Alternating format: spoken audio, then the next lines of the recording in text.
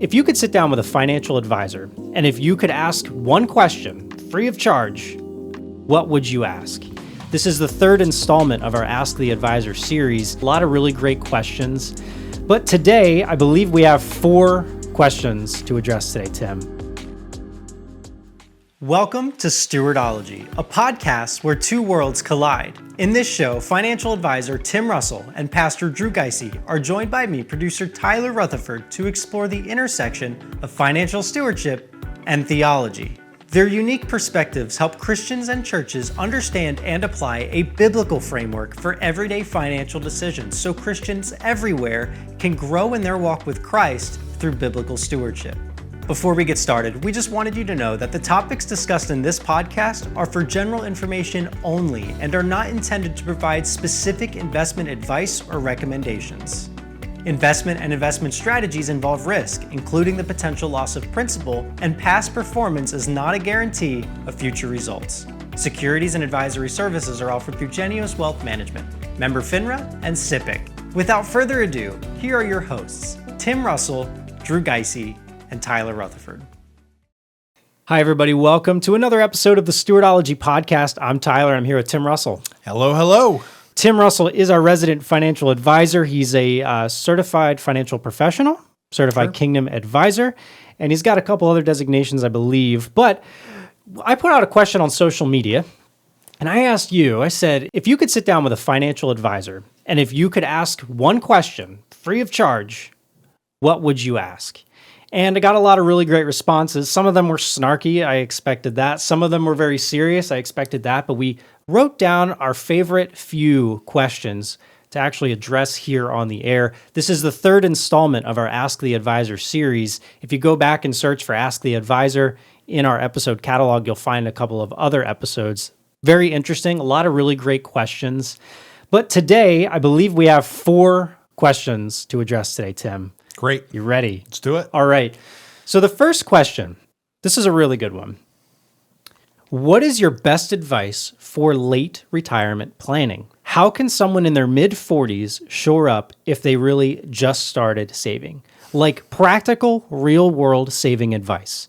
This is such a common scenario, and I think it's worth discussing. You know, as I think about someone who's essentially my age, right? You're mid-40s. I'm 45 years old, so I would fit that description. And just now getting to the place in life where they can start saving, the biggest piece of advice is build margin in your financial life. Yeah. If you don't have margin, savings is just not going to happen. So when I say margin, I mean that we have to live on less than we earn. If to spend less of your income, you have to focus on eliminating your debt. There's no magic bullet when it comes to retirement savings. You have to start. What is the old saying, a step 1,000 miles, or the journey of 1,000 miles starts with the first step? Yeah. When's the best time to plant a tree? 20 years ago. When's the next best time? Today. Amen. So if you find yourself in your mid-40s and you're just now getting to start saving, you start realizing I'm not going to live forever and retirement is coming 20 years from now, start. Mm-hmm. Just start. My advice would be to start with looking at your budget and seeing what you can do to trim, to build margin so that you're living on less than you earn. And then the priorities would be to step 1, let's get an emergency fund. If you don't have one already, get an emergency fund. Ramsey talks about $1,000 emergency fund. It's not enough. It's not supposed to be enough. It's just supposed to be a start. Mm-hmm. So that you can, step 2, eliminate consumer debt. That's all of your debts except for your mortgage. It's got to be an important priority to spend down or to pay down as much of your debt as possible. And here it's really important not to spread out your income a little bit in this debt, a little bit of that debt, a little bit in the other. You pay minimums on everything and you focus all of your debt destroying income payment right towards, or debt payment right towards the smallest debt. You knock it out, roll that payment down, and keep on going until you're debt free. Mm-hmm. living within that margin, living within your budget helps make that possible. So I don't think you have to pay the mortgage off or do anything like that at this point, but you do need to be thinking about, let's eliminate and avoid credit card debt. Let's try to avoid car loans. And while we're doing that, I also want you to be saving for retirement. So if you have a 401k, if you're employed and your employer has a work-sponsored retirement plan, I would encourage you to start contributing to that to get the match. A journey of 1,000 miles starts with the first step. So you have to take that first step. You have to build a strong financial foundation, which means we have to pay off debt, we need to have reserves, and we need to fund retirement. Those are 3 priorities, all of which are important and need to be done. I would focus on a very small emergency fund at first while we're destroying our debt and growing our savings. But we also have to kind of balance out how big is your debt load and how close are you to retirement? You can't enter into retirement with a lot of debt and no savings, and it would be a terrible idea to have a lot of debt and no savings, right? So either no debt and a lot of savings, I'd love to do that scenario, no debt and a lot of savings. But if you can pay down your debt and you have no savings, that's still not okay. So I would rather you find a way to really start paying down your debt, to have a plan to knock it out while also putting money towards retirement in retirement vehicles in a 401k or something like that. If you don't have a workplace retirement plan, I would encourage you to set up a Roth IRA and start at least putting some money in. $100 a month is better than nothing. So start somewhere. And I would encourage, as you grow your income and your budget, don't grow your lifestyle. Keep your lifestyle where it is and allocate that extra growth towards destroying debt and growing savings. Those have to be simultaneous priorities. Yeah, amen. And to get started earlier is even better when it comes to investing, even if it is just a little bit, because of the power of compound interest. Yeah, we should probably spend a minute talking about compound interest, right? Yeah. So if you're in your 40s, like the question insinuates, and you haven't started, you need to start somewhere. And what I'm about to share with you, as you would say, Tim, is not a guarantee. Past performance is not a guarantee of future results, and this is for illustration purposes only. We're just talking about math here, right? This is just math. Hypotheticals. So if you're 40 and you retire at 70, that gives us a clean 30 years. 30 years, yep. Assuming you have nothing in your account, and you will earn an average of 8% interest for the next 30 years in those accounts. Which is a lot less than the market has been doing. Yep, this is a low conservative average, That's right? If you save $100 a month for 30 years, that'll generally get you to about $149,000 in your investment account. Which could generate potentially up to $590 a month in income in retirement based on $149,000 saved. Yep. That's interesting. Very interesting. Now, if you bump that monthly amount saved up to $500, that could get your retirement savings up to $745,000 by the time you hit age 70. Yeah, or replacing almost $3,000 a month in income. Now, if you're able to muster up the energy, maybe you work another job or however you do it, if you get to save an extra $1,000 a month towards retirement, that could generate up to $1.5 million by the time you're 70. Or $6,000 a month in income. So the earlier you start, the better, because if you shorten that time horizon, even by 10 years, those numbers change a lot.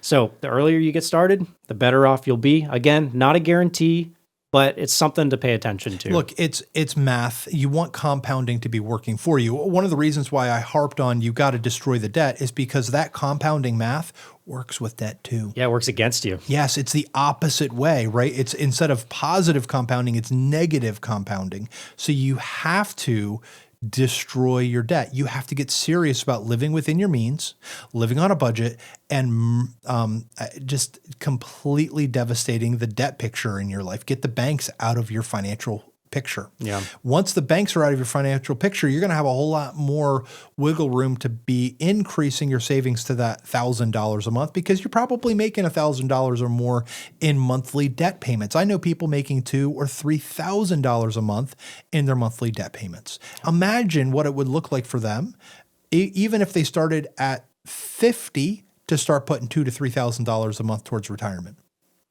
It would radically improve the picture if they were able to do it. Amen. So if you don't have margin, if you're struggling to find that, here are some things that you can do. Number one is find expenses to cut. Not every subscription is needed. Some of those things can be reevaluated. So find things to cut out of your expense line and also increase your income. Maybe it's a job change. Maybe it's a side hustle or a second job. Find ways to build that margin into your budget so that you can put more of that income towards retirement savings. You could sell unneeded items. This is great. It does give you an immediate inflow of cash to be able to put into your savings account, though it is not something that is regularly occurring, but it can help. And then, of course, I also mentioned side hustles. This can be really great as far as just generating that income to be able to put into retirement. Good advice, Tyler. All right. The second question I got, and this is so good. I think I'm a young adult. I'm 29. I'll be 30 here soon. So I'm going to be graduating into the real adult category here in a minute. Okay. Good to know. But yeah, right. This is a great question. How involved can or should I be in the finances of my grown kids? I have a couple of college kids living at home, soon to be graduated. I want to help with advice, but I don't want to overstep or overreach. Yeah. Such a good question. Financial parenting doesn't stop when your kids become adults. And it's really, really easy for us to cause unintended harm through being overly generous to our kids and not allowing them to experience the negative consequences of financial choices. There are different phases within your relationship with your kids based on their age and their stage of life. So when they're 12 years old, right, they're in your house, you can control a certain amount of their financial choices. You can control it because you control the spigot, right? They're not working a job. When they start working a job, maybe they're a mid upper teenager. This is why allowances are so important for younger kids. You start training them with how to use small resources because if they're faithful with little, they'll be faithful with more. So now they're teenagers, they're making more money, they're learning how to be generous and give and save, and they're doing more of that with the resources that they've been entrusted with. And then we step into the years where they're in college and saving for the future. Maybe they're going to be living at home. This is where I want to be very, very careful about giving blanket advice that everyone should apply universally, because it's certainly not the case, because not every child is the same. I've got some people who have children at home who have graduated from college, who are working diligently, who are saving aggressively to get a down payment on a home, to buy a place, to get out on their own, or maybe to pay off debts or student loans. Okay, I'm okay with that as long as they're productive members of society and productive members of a household. Amen. I think this is really, really important. If, however, they're staying home and they're not working hard, they're disruptive to the family, and they're not saving for the future, their spending decisions are just like, what on earth are you thinking? Here's a question. Are you harming them by allowing them to stay in your home, charging or maybe not even charging them rent? Allowing them to stay here and to not face the realities of their financial lives.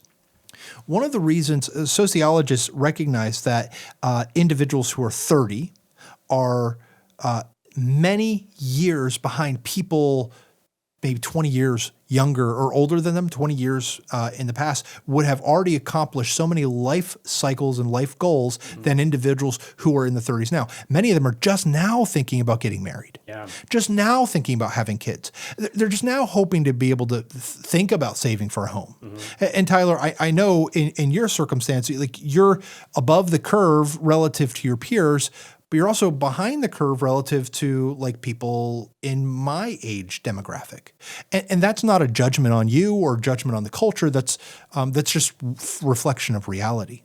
So I think part of what that reality also reflects, and this, I'm not saying anything about your parents, Tyler, because I actually know your parents, they're great, godly people.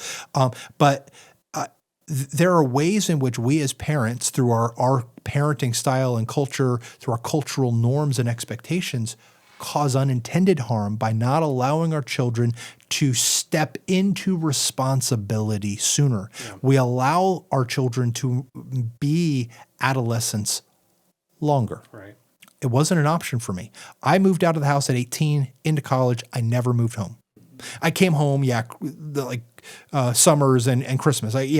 For 3 years. And then I got married in between junior and senior year of college. Like, for me, it was a very different world. And I had to step into figuring out how to make it work. I had to go to school full-time and work 3 part-time jobs. My wife had already graduated. She was working full-time and another 1 to 2 part-time jobs.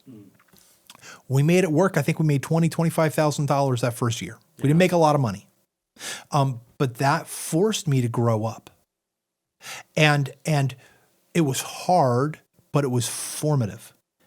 And here's the question. Are we allowing our kids to have those formative experiences, or are we sheltering them from those formative experiences? So that's a question, okay? I'm not telling you what you need to do with your kid. I just think hold on. Is what you're doing really helping them, or is it hindering them?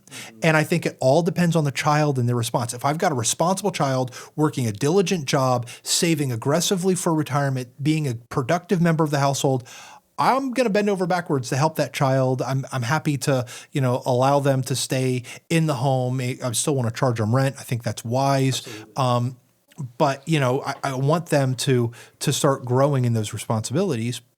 But I also want them to pay off that and get their situation right, because homes are not what it cost when I first bought a home or when my parents first bought a home, right? It's a very different world we're stepping into. Yeah. So all that's step one. But if they're not productive members of the household, if they're disruptive, if they're making bad financial choices, not under my roof. So, this is where it's scary, and say, you've got to find a different place. You can't stay here because this is harming you and not helping you. So that's the housing discussion. And we have to be kind of intentional with how we step into that, and it's going to be some difficult conversations. I think another level of conversations we need to have about how we can engage our kids is reward wisdom. Yeah. Amen. Reward wisdom, don't reward foolishness. So what's an example of reward wisdom? Tell your kids, if you save for retirement, put money into a 529 plan, put money into a Roth IRA, or maybe even put money towards a down payment for a home, I'll match dollar for dollar up to, put a cap, $1,000 or whatever you can afford in your budget as the parent. This rewards wisdom. This rewards their sacrifice and their developing habits, which will pay dividends for the rest of their lives. Reward wisdom. If you don't save, I'm not going to bless you. If you don't demonstrate wisdom, I'm not going to bless you. But you demonstrate that wisdom. You show me that you understand the importance of this.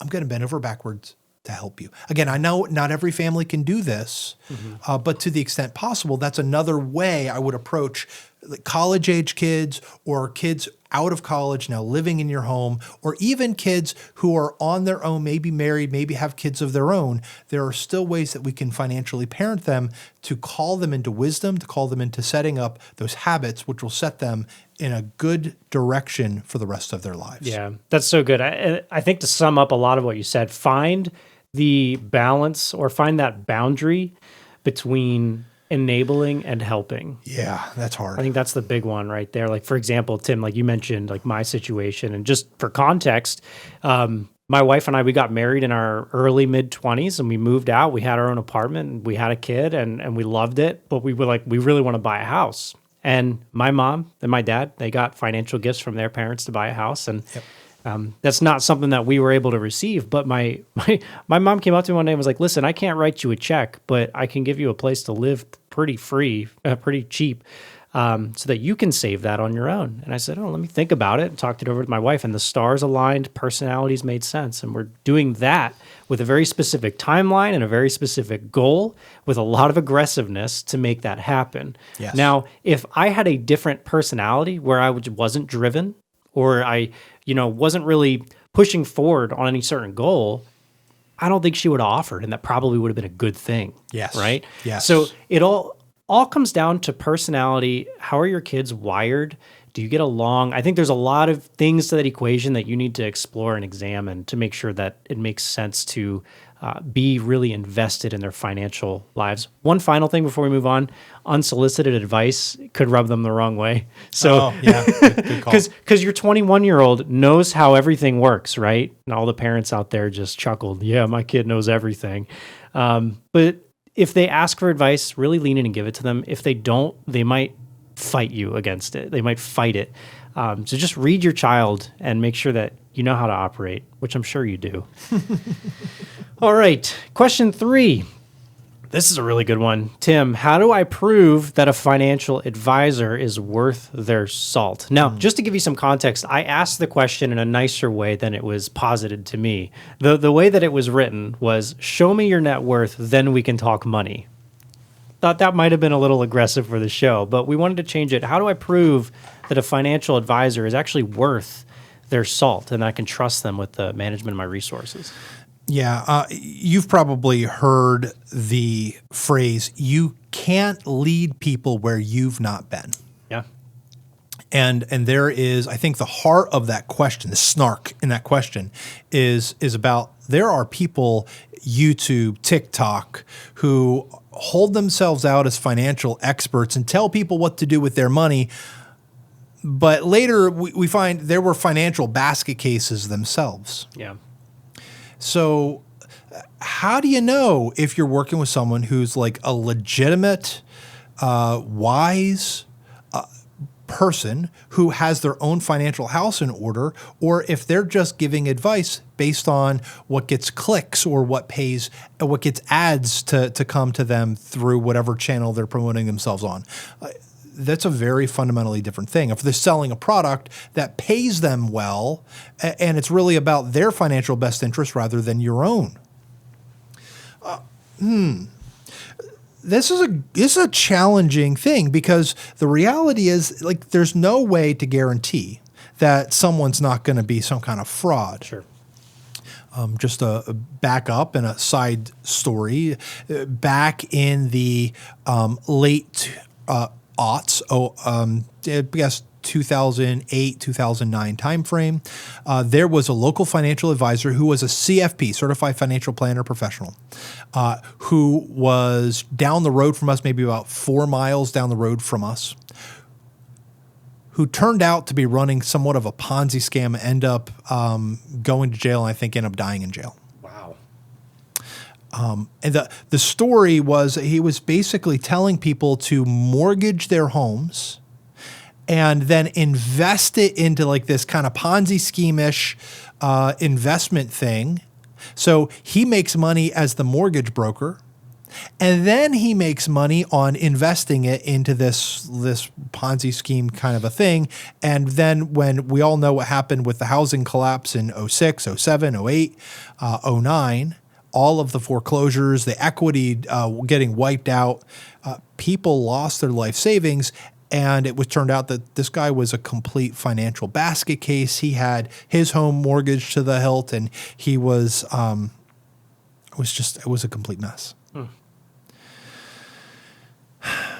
So this is what we tell people to do. There are 5 things I think you should look for in a financial advisor that can help you know whether or not that they're going to have your best interest in mind. And number 1 is that, look, you should probably be looking for someone with a Christian character. So the first thing is Christian. Are they a Christian? Do they share the like precious faith? Yeah. Because while it doesn't guarantee you're not going to get some kind of shyster, it does say there's a common worldview at heart. There's a common God to whom we serve, and especially if it's a credible profession, and you can tell by the way that they live their life and hold themselves out online and in person, you can get a sense of where their true priorities lie. Yeah.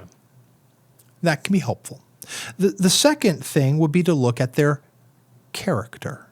Character matters. It does. And what you don't know with character is, like, it's hard to see someone who's lying about lots of things. But one thing that does tell you a little bit about someone's character is their credit report, their credit score. And we tell our clients that anyone in our publicly facing ministry or financial advising side, the financial advisors or people within our Life Institute ministry, anyone is allowed to ask them anytime, show me a copy of your credit score or credit report, just to have evidence that their own house is in order. I think that is important. It doesn't guarantee that they're not doing stupid things, but it does say if they're paying their debts on time, if they're handling their money well and wisely.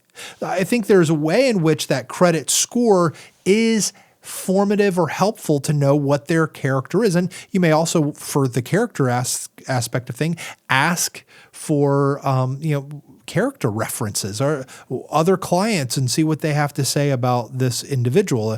Oftentimes advisors will have individuals that they have said, hey, if I ever had someone asking for kind of background or speak to my qualities or character, would you be willing to do that? And if they've given you that permission as the advisor, I would be able to go ahead and go, here's so-and-so, let me let them know you're going to reach out to them. But they've given me permission to share their contact information so that you can ask any questions you want to know. That's another way of potentially getting a character reference. It's not perfect. I mean, someone can set up their cousin to lie about their relationship, whatever. There are ways to lie about that, but it's another step. The second area would be competence. Competence deals really with it'd be nice to know in the next market downturn, this isn't their first rodeo, that they've been around for a while and that they're surrounded by people who have the experience and expertise that one needs. So I do not believe that you have to have a 20-year-old veteran to have competence, or that 20-year-old veteran automatically shows that you have competence.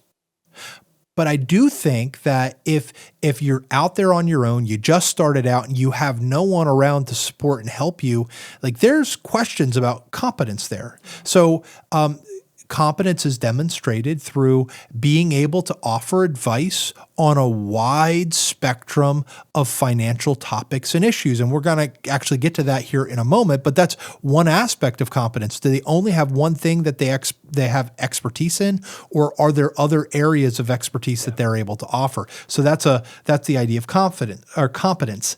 Finally, there's credentials. And not finally, the fourth item would be credentials.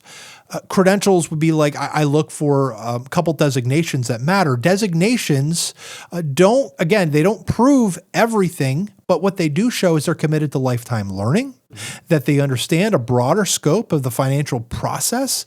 Could be a CFP designation or a Certified Kingdom Advisor CKA designation. Those are two I value very highly. Obviously, I hold those two. There are other designations. You could be a CPA, Certified Public Accountant, with financial expertise and obviously having a tax knowledge that could be potentially very beneficial, or other types of designations that demonstrate that commitment to lifetime learning. To me, that really matters. Mm-hmm.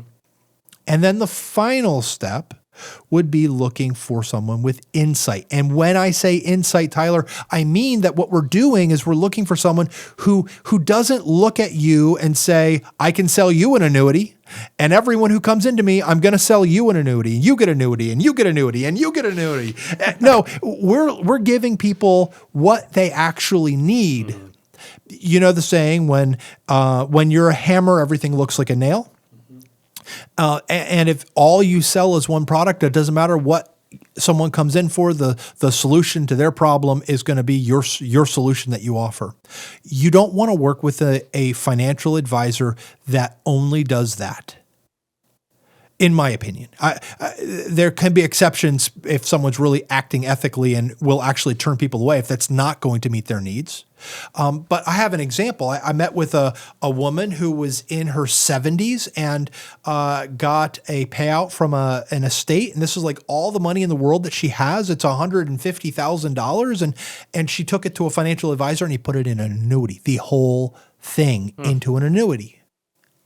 And she doesn't have enough excess cash to pay taxes and other things that come up. So she's having to dip into the annuity and use it not in the way intended, destroying its income producing power and ability. The annuity that she was sold is not a bad annuity. It was actually one of the good ones. There are a couple out there that are actually quality, and I think this is one of them. But this guy had no business putting all of her money in that. Like Wow. that was unwise. And that's where insight means that I can look at you and I can say, well, I'm not just going to sell you an annuity. Maybe there are things that we need to bulk into this to, help make sure you're a good steward and have resources and reserves, that we have an income stream, that we have other sources of assets and savings to make this plan work. Yeah. So that means you are able to offer advice with taxes and talk about how investing works with taxes and estate planning and insurance planning and investment planning and all of the charitable giving, all of the rest of these areas of our lives. Someone with insight can help you figure a way to put them all together in a beautiful, cohesive whole rather than a disjointed collection of things that aren't working together well. They don't make sense together. No. Yeah. That's really good. We actually have an episode specifically on these 5 things. It's episode number 11, 5 things to look for in a financial advisor. So make sure you go check that out. Yeah. I think it's a really helpful piece of content. The 4th and final question. This is an interesting one. How risky can I be with my Roth IRA? Now, this actually came from a different question. I'll read the question as it was written, and then I'll go ahead and summarize it with the question that I came up with it for. But how dumb is it to use the Roth IRA for speculative, aggressive, risky options, knowing full well that it can go to $0, since one can sell off and transition to conservative investments with no tax hit? Like, if it's going to grow aggressively, might as well grow tax-free. I might have abused TQQQ in a previous life. I no longer hold that, but I kind of feel the itch to put a crypto ETF in my Roth this year. Parentheses, 95% of my investments are boring ETFs. So I summarize it as this. How risky can I be with my Roth IRA? A quick comment. TQQQ is risky. It's like a leveraged version of the NASDAQ. NASDAQ has done really well, and if it's leveraged, it goes up really high, and when it goes down really high. And it's not designed for long-term investing. It's designed for like really short-term, like 1 to 2 day max hold periods. Like you're not supposed to be investing in this. This is for traders, not for investors. I would not, under any circumstances, advise using something like that in a Roth IRA that we're investing in for the long haul. It's just not wise. His point, however, about risk is an interesting one because in theory, and so I'm going to break this in 2 parts. Deal with risk and how aggressive should we be or how conservative should we be, and then does the kind of account influence the amount of risk we should be willing to take? So a traditional IRA, a non-retirement account, or a Roth IRA, does the use of that particular account type influence how much aggressiveness one should be willing to take? So first, on risk, you have to be careful. Are you a speculator or are you an investor? I think that is a fundamentally important question. Why are you investing? Well, Tim, I'm investing because I want to have compound interest working for me. And if I put my money in these things and it compounds and grows, then I will be able to retire someday. And that is a legitimate concern. That is a reason why we invest. We want to use compound interest in our favor. But there is more to there's more to investing than simply the growth potential, because it's really easy if we're only coming to it for its growth potential to enter into or veer into the area of speculation and gambling. Now, I have to say, in every kind of investment, there is something speculative to it, right? Because there is no guarantee of a positive outcome in any investment. Every investment involves a degree of risk. So whenever you take on risk, we are speculating that the rewards will outweigh any potential risks. I acknowledge that. When I say to be speculative, I'm using that more as a synonym to gambling than I am to the just the general idea of risk taking. I would say risk taking is right. There are biblical principles that we see in Proverbs and in the Gospels that indicate that risk is wise. The proverb, I can't think of the word, the one right off the top of my head. It says, the lazy man says, I can't go out in the street. There's a lion that will devour me. Think about that. The lazy man. That tells us that this person's biggest problem isn't risk, fear of risk. It's not wanting to take out the effort to go outside for some kind of trumped up fear that there might be a lion in the streets of the city that's going to eat him. Okay, that's laziness. That's not wise. Risk taking is wise. There's a certain amount of a divine, good, godly risk taking that we should take. We can look at the talents of the parable of the talents. Yep. In the parable of the talents, we have 3 people, 2 of which took risk and were rewarded. One of which took no risk, buried in the backyard, and was punished severely. And I know the primary reason that Jesus told the principle of talents was not to tell us about how much risk we should or shouldn't take in our 401ks and investments, but it does show to some extent that risk avoidance, to the exclusion of demonstrating wisdom and prudence, is itself evil. There's a reason why he was cast out and punished severely. So risk is required when we invest. How much risk should we take? That is a difficult question to answer. I can say this. I have had people who are in their 50s and 60s who are kind of behind the 8 ball, so to speak. They're behind the curve in their savings, and they feel like they've got to make up for lost time, and they're willing to take on obscene amounts of risk in order to make up for lost time. So I had a guy who only wanted to invest in BRIC. That's Brazil, India, Russia, China companies. And this was back when BRIC was one of the hottest trends in investing, kind of like the FANG stocks or whatever, the Fantastic Five as it kind of is today. We look at those as like you can't go wrong by investing in those companies. He wanted to invest in only those BRIC companies. And I'm like, come on. I understand that you're behind the 8 ball, but at some point taking on obscene amounts of risk is not actually showing a proper, wise trust in God, because I don't feel it's actually prudent. Because the potential of a negative outcome outweighs the negligible chance that you're going to invest in here for a long period of time and it's never going to have a bad outcome. So we trust in God. We take prudent steps to address risk, which means that for many people, we need to be diversified. And I would say one prudent way of doing that would be to use something like a mutual fund or a boring ETF. I know they're boring, but they're boring for a good reason. We're diversified. We don't have all of our eggs in one basket. If one company goes belly up, it's not going to blow up the rest of it. If you invest in single stocks, the risk that one of your companies goes to zero is not a non-issue. It's a potentially significant risk. And if you're over concentrated, it will have an oversized impact on your portfolio. So be wise with your risk. I recommend diversity. Diversification doesn't eliminate or remove risk. It just removes certain kinds of risk. The single stock risk. If the market all goes down, if the market all goes up, your ETF or your mutual fund is going to go with the market, right? With those particular bucket of stocks. So yes, I think we should take more risk than perhaps we're willing to take. I think that's one of the fallacies many of my clients, if I could encourage them to do one thing, it'd be actually step out a little higher on the risk spectrum. But within reason, right? I've got some people who are well out there on the income or the asset spectrum that don't need to take risk and maybe want to take more risk than perhaps they should. And that's something where we talk about, like, what are the potential positives and negative outcomes, and is it worth it? Right. However, on the flip side, there are plenty of people who are saying, I don't want to lose anything.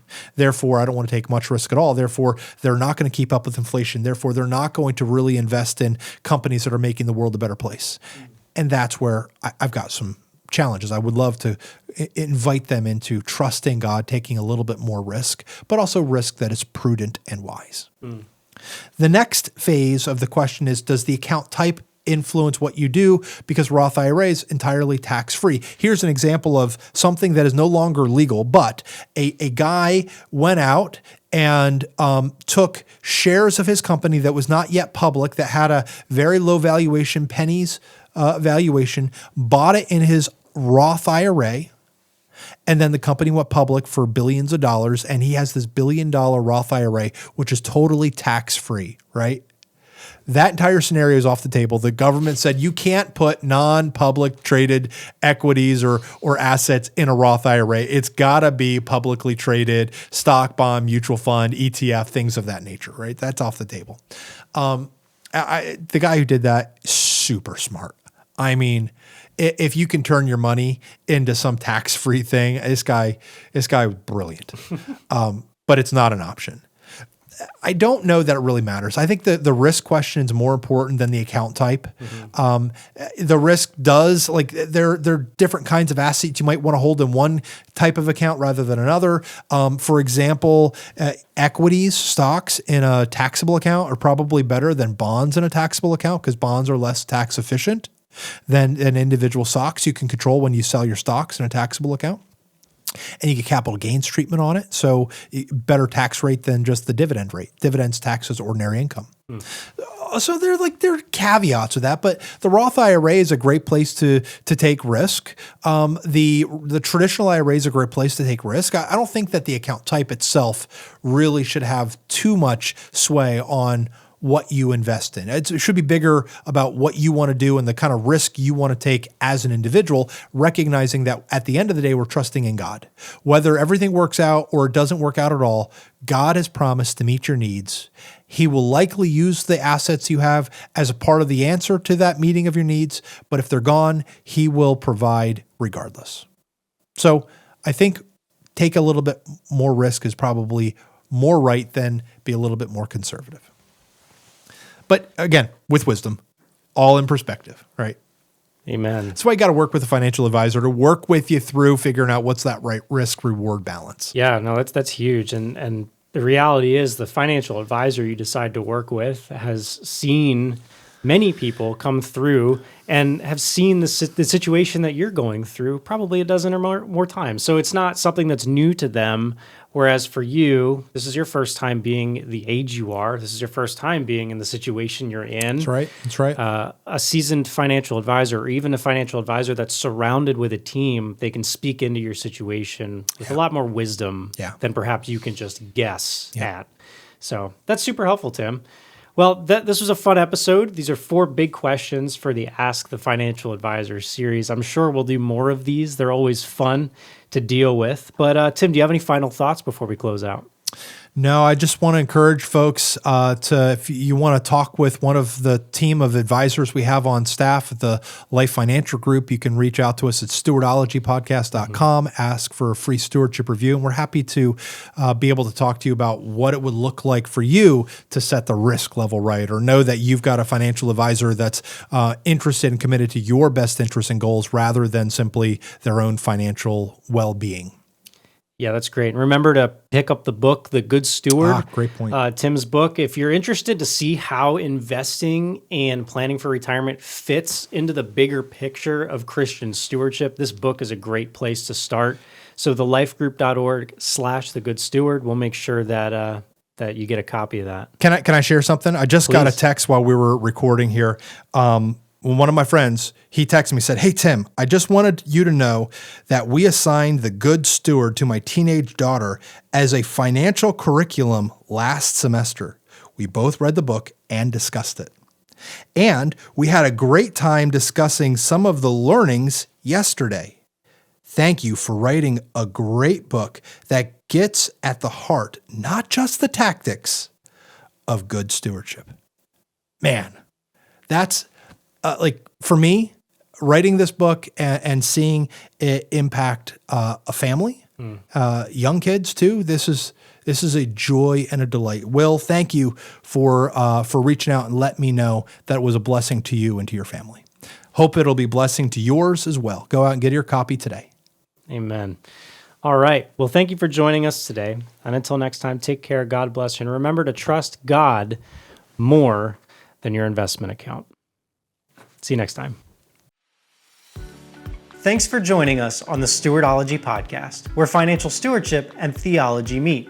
We'd like to help you take your next steps in biblical financial stewardship. Subscribe in your podcast provider to get the newest episode delivered to you every week. Leave a 5-star rating and review to help new listeners find the show. Take advantage of your free personal stewardship review at stewardologypodcast.com/review.